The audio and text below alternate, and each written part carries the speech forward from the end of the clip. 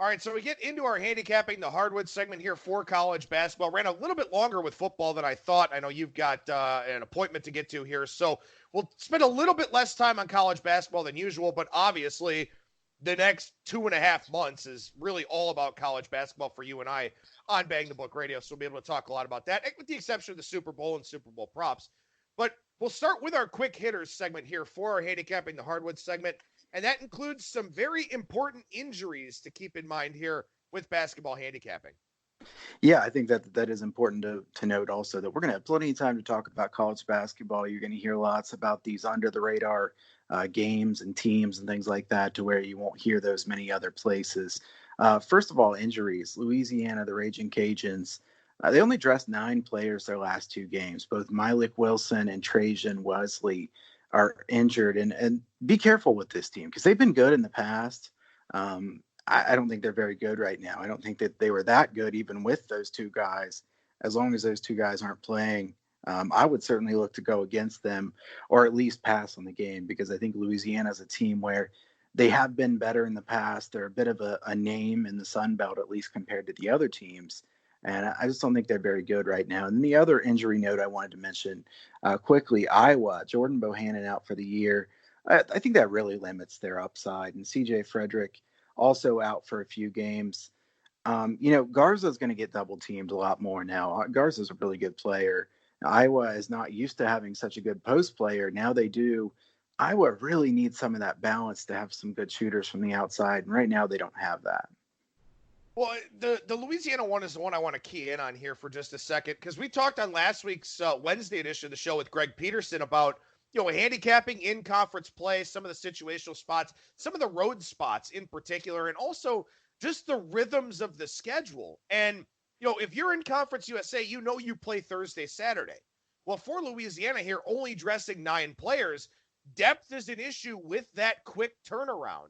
They don't have elevation games or anything like that in the Sun Belt, with the exception of going to Appalachian State. But depth is very important with that quick turnaround. And again, that's dressing 9 guys. That's not 9 guys playing, significant minutes. That's dressing 9 guys. And 2 or 3 of those guys may not really play at all. Very important to factor that in, particularly with that second game of a tough stretch. Yeah, I think that Louisiana is a team where they've got a couple guys that are dressing, like you said, that really they don't want to play. I mean, so really 9 players is not really what they have that they really want on the floor. So more realistically, it's like 7 guys, so if you take 7 guys that you want to play and you play 2 games in 3 days, that second game of that back-to-back is going to be definitely dangerous. So look for that coming up. I don't know how long those guys will be out, so definitely check the beat writers. You can check that on Twitter, things like that. I will say, just as a side note, college basketball is so much harder to find injury information than most of these sports. So definitely you have to do some pretty deep diving. Speaking of deep diving, we'll take a look at some regression teams here, and 2 of them are very, very deep dives, which is why I love doing this segment with you here. We start with Alcorn State. Yeah, Alcorn State, a team that we haven't really even talked about much on the show, and we probably won't talk about too much in the future, but I did want to talk about regression a little bit for them. They're shooting a miserable 39.1% on 2-point shots, not just overall on 2-point shots. They were 45% last year. They've played the 30th toughest slate of defenses so far this year. Look, they're about to play a SWAC schedule. So this is a team that plays quickly, and they're going to shoot better than that. I probably would look to play some overs with Alcorn State. And these are tricky in the SWAC because they can play pretty quickly and turn the ball over a lot and have sloppy games. But, they're going to have some pretty low totals, and Alcorn State is certainly not going to keep shooting 39% on 2-pointers. No, you would certainly hope not. And again, I mean, the SWAC and, the SWAC plays Monday night and then on the crowded Saturdays, I believe. Yeah. They are in action tonight against Grambling State, getting 3.5. Is that one on your radar here this evening? I think Grambling's one of the better teams in the SWAC. I'm not very interested in that game. Grambling plays much better defense than most teams in the SWAC. So while I do look to play Alcorn State overs, this is not a game that I'm terribly interested in. All right, so we stay way under the radar here again, and I don't even know if people know the team names here. By the way, the Alcorn State is the Braves, correct? Yeah, yep. Yep, Texas A&M Corpus Christi is the next one. I'm not even sure most people know what their team name is either, but they make the regression candidate list here today. The Islanders, right? The Islanders, yes, sir. Yeah, okay. There's always a few of them that I don't know, but I know most of these. Texas A&M Corpus Christi is a team that's shooting 38.1% from three-point range. I can't imagine that's going to continue. They shot 32.3% from three-point range last year. They have multiple guys shooting way above their career averages. Some of them were shooting in the 20%, 27, 28% range, and now they're over 40%. And the other thing that I wanted to point out is this team turns the ball over on 26.8% of their possessions. As a guy with some coaching background and basketball, that has to be really maddening. 27% of their possessions end in a turnover. If their shooting gets worse, look out. I mean, this offense is not good. I think that this is a good time to either look to fade or play unders with Texas A&M Corpus Christi. Yeah, I like this one a lot here. As you mentioned, they turn the basketball over a ton. They're not going to keep shooting like this. They're 335th in the country in 2-point percentage, according to Bart Torvik. And they also have the third highest block percentage on offense. So they don't really have a ton of length. They got a guy who's 6'10". He's a pretty good offensive rebounder for them, but he only plays 35% of the minutes. So when they do get the ball into the interior, they're not particularly good there. And even here in their last 3 games against Southland competition opponents, turnover percentage over 30% in each of those 3 games. So when that 3-point percentage, shooting starts to slack off a little bit, definite under candidate, quite possibly a fade candidate too. Yeah, I think both of those could work out pretty well. Turning the ball over 30% of the time, it's going to be hard to win games or cover games at that kind of rate. So any kind of regression in the shooting numbers is going to hurt them really badly. The final one I was going to say as far as regression, UTSA, the Roadrunners, 119th in effective field goal percentage defense last year. They're 316th so far this year. This doesn't really make any sense. Almost all the same guys are back. They should certainly get better on defense than what they've been so far this year. I think this team is more talented than their record would indicate, and I would look to back them. This could have been a buy low team or a follow team for the next segment as well. But I think UTSA is better defensively than what they've shown so far this year. Well, and we're not going to talk about UTSA in the games segment, but we very well could have, because they actually play back-to-back games against UTEP this week. We talk about the travel partners in Conference USA. UTSA and UTEP go on the road together. One will play in one city, and the other one will follow to that city. Here this week, they play each other in a back-to-back. I believe it's even, I don't know if it's Wednesday, Saturday, or Thursday, Saturday, but that's a quirky little scheduling spot for later in the week, too. Yeah, we'll definitely be talking some Conference USA games this year because they have that really quirky schedule that, they reset mid-season or whatever. Yeah, I mean, I don't know if they're doing exactly the same as they were last year or not. I know they're doing the back-to-back thing. I think they're doing what they did last year. I'll have to look into that a little bit more in depth, but I know that there's always going to be some awkward spots when you're playing back-to-back against the same team. Last year, there were even a couple times where they played back-to-back in 2 days in a row, which really doesn't make any sense at all. So we'll see about Conference USA going forward, but I do think UTSA would be a good look, and I would rather back them than UTEP in those spots. So a bit of a look ahead there for me that I think UTSA could have some value. All right, so we take a look here at a couple of fade and follow teams. One on the fade side, one on the follow side. Who are you looking to fade right now? Sacramento State. We're staying way under the radar here, aren't we, man? These are really, I like it. Yeah, they're 12-2 ATS so far this year. But Sacramento State, while they're an improved team, they're 12-2 ATS this year. They've played a very easy schedule. They're about to go on a tough road trip, play 2 games at elevation. I think Sacramento State could be a good team to try to fade coming up, too. I think this is a better team than they have been, but I don't think they're as good as what they look right now. What an interesting set of defensive statistics for Sacramento State. They're 14th in the country in 3-point percentage against, 25th in the country in 2-point percentage against, and 353rd in free throw percentage against, 80.7%. Obviously, you can't defend a free throw, as we all know, but that is a stunning contrast. And obviously, their free throw percentage against will go down. Teams aren't going to shoot 81% against them all year, but also defensively, and in particular, you mentioned this week, a couple of games in elevation. Think about it. When teams get tired, what falls off? usually the defense. So maybe Saturday at Southern Utah, a game that's going to be played at a very low number of possessions. Maybe Saturday at Southern Utah, a tough game for Sacramento State. Yeah, I mean, I'd look to go against them in both games if the number is right there, but that second game would be my favorite one to go against them, certainly. And I think their free throw percentage defense will definitely get better, and their overall defense, when it comes to 2-point and 3-point defense, will get worse. All right, so we stay under the radar again here for a follow team. And you know what? Again, you're not going to hear about these teams on most other shows. So I think this is absolutely perfect here today. The follow team up in the Northeast. Yeah, Northeastern, the Huskies. This is a really efficient team on offense. I think this is a really well-coached team. They've lost their last 2 games, but I'll look for spots to back this team. They're a pretty veteran team. They're going to score at a very efficient pace in the CAA.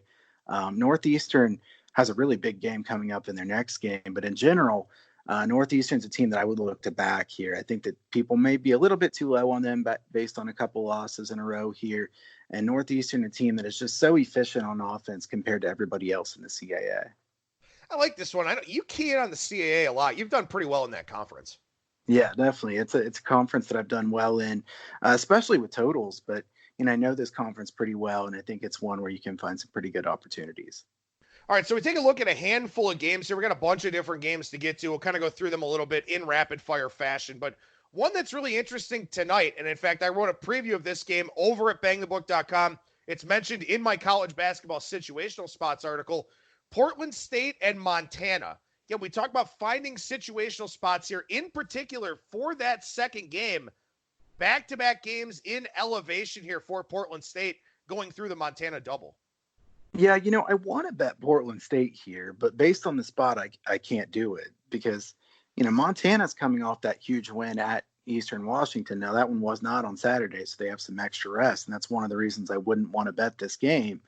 But Eastern Washington, one of the top teams in the Big Sky, that's a huge win for Montana. Now, I will say that Montana has really not been very good at home this year. They almost lost to Northern Arizona, almost lost to Sacramento State. They were trailing both those games late. They did lose to Montana Tech at home, which is certainly an interesting one. I couldn't lay 7 points here, but the spot's really bad for Portland State with the double at elevation. So tough game for me. I see the public is betting Portland State some here. So there has to be some sharp money on Montana for this number to go up. And I understand based on the spot, but at the same time, I feel like this is quite a few points. Well, and this is one of those ones where, again, we've got one of those big strength of schedule discrepancies. Montana, I believe they're in the mid-50s or so over at Ken Pom, Portland State in the 160s. So Montana has played a tougher schedule, and maybe that shows here in some of their offensive numbers. Portland State, very good on offense, not good at all on defense. But the Big Sky, we'll talk a lot of Big Sky because I think there are a lot of good opportunities out there in that conference every year. Love the Big Sky. Love the Big Sky. Big West, Big Sky, CAA. We're talking about some of my favorite conferences here today. Sounds good to me. How about we go over to the A10 here? A little bit bigger, a little bit much more high profile of a game. VCU and Dayton on Tuesday night. We all know about the start to the year for the Dayton Flyers. They're 14-2. Bart Torvik actually has them as his third best team in the country. They'll get a test from VCU here coming up on Tuesday night. Yeah, Dayton's been tremendous. I mean, this is a Dayton team that I was thinking about it the other day. Dayton might be better than Ohio State. I mean, we talked about Ohio State last week, that Ohio State might lose that game at Indiana. They did end up losing that game. Ohio State's definitely been slumping of late. They weren't as good as what people thought they were at the beginning of the year. Dayton has shot the ball so well this year. I mean, can they keep shooting this well? What are they, 62% on 2-pointers or something like that? This is a Dayton team that has been really good, 10-6 ATS this year. VCU has not been up to expectations, 4-12 ATS. I want to start by saying this, and I hope that we can revisit this either next week or sometime soon. Bad ATS teams versus good ATS teams this time of the year. You want to lean toward the bad ATS teams. This has been a very strong angle, really strong. We will talk about that one some more, but that makes me initially inclined to lean toward VCU because usually these teams that have been really bad ATS have been thrown out. People are done with them, especially if they're a team that actually is a decent team. And VCU is certainly a decent team. Maybe catching double digits, something like that here. this is a team in VCU that plays good defense that I would expect them to at least put a good effort in here. I will say when I looked at this game, I was trying to look for a weakness of Dayton. Dayton's weakness is post defense. They rank in the 30th percentile in the country in post defense. VCU is in the top 20% in post offense. So they would be very wise to feed the post often in this game. We'll see if they do that or not. Dayton's won the last 3 meetings between these two, but these games have been very, very close. I think this one, Dayton's certainly the better team, and I'd want to get a decent amount of points if I was taking VCU, but that would be my lean here. Yeah, I mean, you look at Dayton. Dayton hasn't lost a game in regulation yet this year. Lost to Kansas in overtime, Colorado in overtime, both in neutral settings. VCU, I mean, 3-point losses to Purdue and Tennessee really aren't that bad.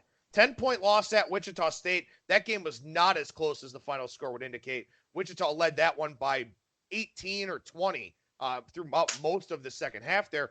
Maybe a look-ahead spot there this past Saturday at home against Rhode Island. Maybe kind of looking ahead to this Dayton game a little bit. This is one where I fully expect VCU to be getting too many points in this one. I think I probably will be on the road Rams here in Tuesday night's matchup. You and I kind of have, I guess I would say we kind of have a lot of different games that you and I are looking at here this week. One that you sent over to me here out in the Big Ten, Maryland and Wisconsin on your radar. Yeah, I mean, I'll keep my thoughts quick here, but I do have to say, is Maryland ever going to win a big game on the road? I mean, I can't remember the last time they did. This is a Maryland team that every year they have tremendous talent. Turgeon recruits very, very well. They never win a big game on the road. They never win a big game on a neutral court at the end of the year in the NCAA tournament. And until they start doing that, I'm not going to trust them. Look at what Maryland's done this year. They got to play Seton Hall without their top 2 players on the road and lost. And then they got to play Iowa without their top 2 outside shooters. They lost that game really badly. I don't trust Maryland at all. Kohl Center is still a really great home court advantage. And I think Wisconsin is certainly my lean in this one. I'm curious. I think the line might be a little bit higher than what Ken Palm has at -1 on Wisconsin. If it's -1 on Wisconsin, I will be taking Wisconsin in this game. It's funny because I wrote about Maryland in my situational article for this week, and I mentioned before the game was even played, I said that they had lost to Iowa on the road just because they've gotten so predictable here, with these road losses. So definitely something to keep in mind out there in the Big Ten. How about a little Horizon League love as we talk another low major here? Detroit and Wisconsin, Milwaukee, another game on your radar. Yeah, I think this is a fascinating handicap. Detroit beat Milwaukee twice last year, despite being really, really bad last year. Milwaukee coming off a huge road win at rival Green Bay. Would you consider this a letdown spot for them since they just beat their rival, or are they up for this game because they lost to Detroit twice last year? I think that's fascinating because, I think you could make the argument for either one of those. Milwaukee's been bad at home this year. Narrow wins over IUPUI and UIC. They lost to Western Michigan, Eastern Illinois at home.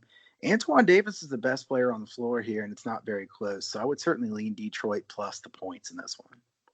One that I had on my radar, an interesting little spot here in the WAC. Again, talking a lot of low major conferences here.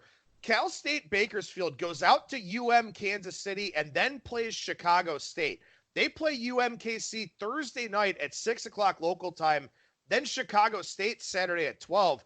We know Chicago State's awful, but that's 2 games in 36 hours, a long way from home for the Roadrunners. Yeah, I'll admit that this is not one that I'd be excited to bet. This would be a hard one to take. But at the same time, if you get a big enough price, it doesn't matter what the team is. If you get enough points and they're in the right spot, you have to bet that side. So it would be the ultimate hold your nose bet. But if I had to take a side here, I'd take Chicago State in that second game, especially if Bakersfield plays a real tight game against UMKC where it takes a lot out of them. Well, and that's something, too. And I mentioned this in the intro to the article, both last week and this week. You can look at things, over the course of the full week and say, okay, this is a spot that makes sense. But a lot of spots in college basketball just pop up because you might get a double overtime game and then you play 36 hours later. Like if Bakersfield goes overtime with UMKC, Chicago State's awful, but that's still a really terrible spot. Right. A lot depends on what happens during the week. And that's why we try to preface that, in what we say here is that depending on what happens between now and that game, this could be a great spot or it could be not as great a spot. if Bakersfield were to lose badly in that game against UMKC, I don't know that I'd want to go against them in that second game. Well, I don't think it matters at all what happens during the week in the lead up to this game. Louisville and Duke on Saturday, part of a massive college basketball Saturday. They don't have to go up against the NFL anymore, which means a lot of money will be flowing into the betting market on Saturday. Louisville and Duke, your early thoughts here as we're several days in advance of the game. Well, my first thought is Chris Mack's a really good coach. I think that he's probably still underrated by some people. Louisville not quite as good at point guard this year. I don't think they've been as consistent. Kimball is a bit of an unknown. He turns the ball over a little bit too much, certainly has potential. This is a really good Louisville team, though, certainly. I remember the lead Louisville blew last year at home against Duke, and when you sent me this game, I assumed that was part of the reason you wanted to talk about this game. I think Louisville will certainly be very up for this game. The one thing that's a big problem for Louisville in this game to me is they can't match Duke's length. Louisville's not actually a very tall team compared to a lot of the top teams in the country. So I would say this is a hard game for me to bet. I want to bet Louisville. I don't know if it's a great matchup for them. I'm wondering if you have any lean on this one. No, I think it's tough because, again, I mean, Louisville looked so good early on, had some impressive performances. The big loss to Texas Tech is questionable. Getting blown out at home by Florida State is questionable. I kind of wonder what this team's current ceiling is. And again, you mentioned the point guard play. Guard play so important in college basketball, in particular in these hostile road environments like Louisville's going to be in on Saturday. It'd be tough for me to take Louisville here unless I was getting a pretty healthy number. Yeah, I agree. I think that, if you have any question marks about guard play and then you go to play a place like Duke, where Duke is really good defensively this year too. And I think that that's a bit under the radar for some people. They're fourth in defensive efficiency. Duke's just as good on defense as they are on offense. And they force a lot of turnovers. So I think that this could be one of those spots where it wouldn't shock me if Duke won big here, but I'd hate to lay 9 or 9.5 points also. Well, and it's not like there's any equity really on Duke to win the national championship or anything like that. But when we get to the ACC tournament, if you've got a really young team playing very good defense early on in the year, they're only going to get better at whatever areas or weaknesses for them, especially with somebody like Coach K. I always worry about young teams at these major programs playing defense early on. If they start playing defense, they're real scary the rest of the way. Yeah, definitely. I mean, Duke has usually had some issues the last few years with not being very good on defense quite a ways into the season. That's not been the case this year. So definitely a dangerous team. Kyle Hunter, professional handicapper over at huntersportspicks.com and also bettersportspicks.com. We talked about Better Sports Picks. What's going on over at the other site? Yeah, at huntersportspicks.com, I am lowering the prices here later today for college basketball the rest of the season and the NBA pass. Also have a all basketball pass that I'll be lowering the price for.